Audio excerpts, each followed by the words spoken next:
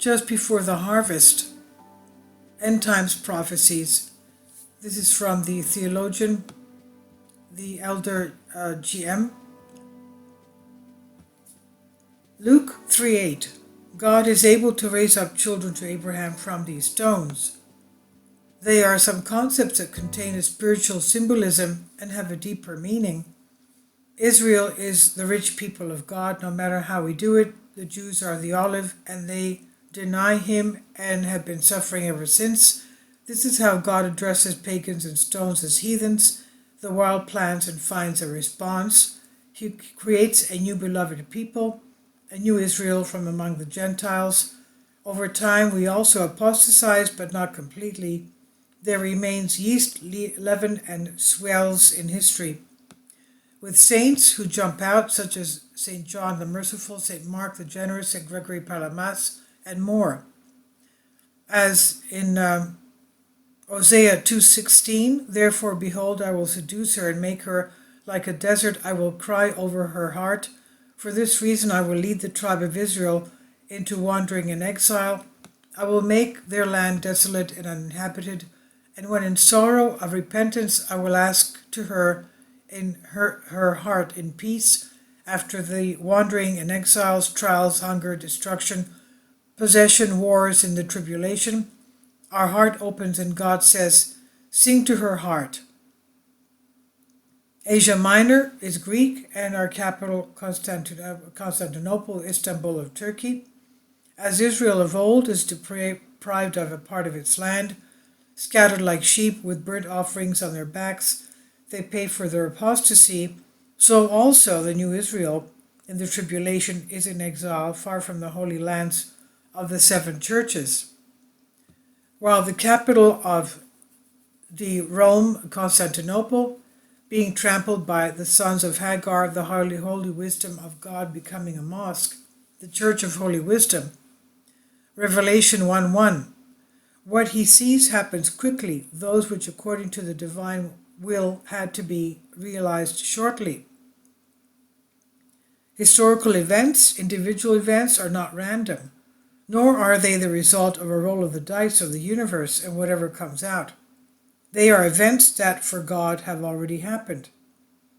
It is the cry of repentance, the invitation to repentance on the heart of each one of us. After the relative wandering in the desert, the difficulties, the hardships without God, the time is come when the final decision has to be made on the heart of each one of us, and then comes the time of God's wrath, of the harvest, when the terrible love to the reapers is heard. Matthew 13:3, let both grow together until the harvest, and in the time of harvest I will be love to the reapers.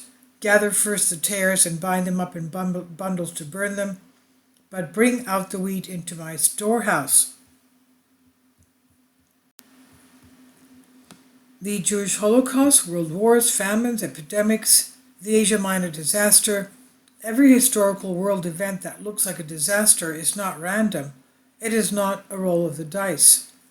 Every tree that does not bear fruit is cut down and thrown into the fire.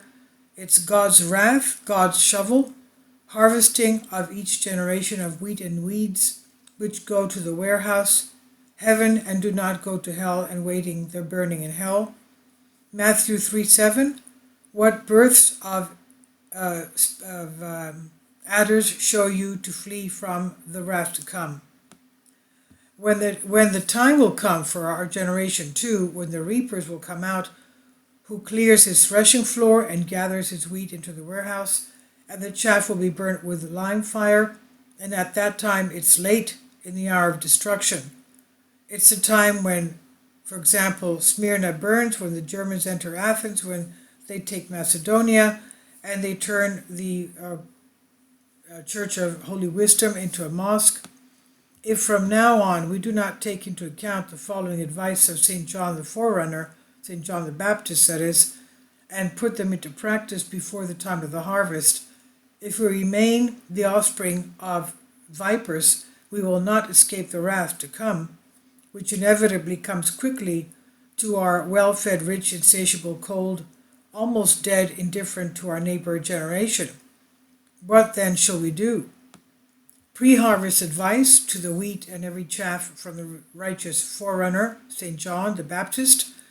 Matthew 3:8. Then did you bear fruit worthy of repentance if with your heart you sincerely accept the baptism of repentance and want to be saved from wrath, do good works worthy and according to your repentance. Luke 3:10. And the multitudes asked him, saying, Then what shall we do? And the multitudes asked him, What then shall we do, that we may be saved from the wrath of God? Luke 3:11. And he answered and said to them, He who has 2 tunics, give them to him who has none.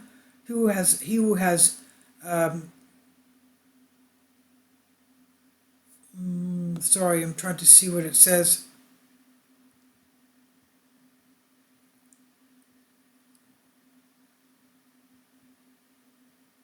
He who has bread, let him do the same. And he answered them said to them, He who has 2 tunics, let him give one to the one who has not. He who has food, let him do the same. Luke 3:13. And he said, Do not do more than what is ordered of you. And he said to them, Do not collect anything more than that which has been determined by the law. Luke 3:14. And they asked him, and being in the army, saying, And what shall we do? And he said to them, Do not slander, do not contend with your opposites. And those serving as soldiers also asked him, saying, And what shall we do? He said to them, Do not slander anyone, do not intimidate anyone with threats, in order to extort money from him, and be content with your salary.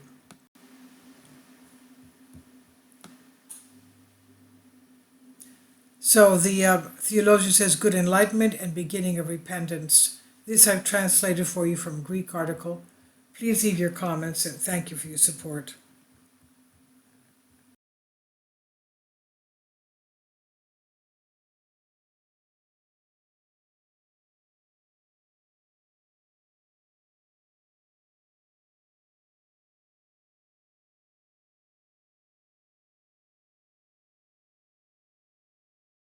Kindly support my Patreon account.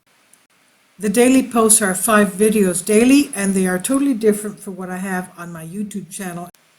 Thank you so much for your support and that you find all my content so interesting. You'll find the Patreon account details in the description box below.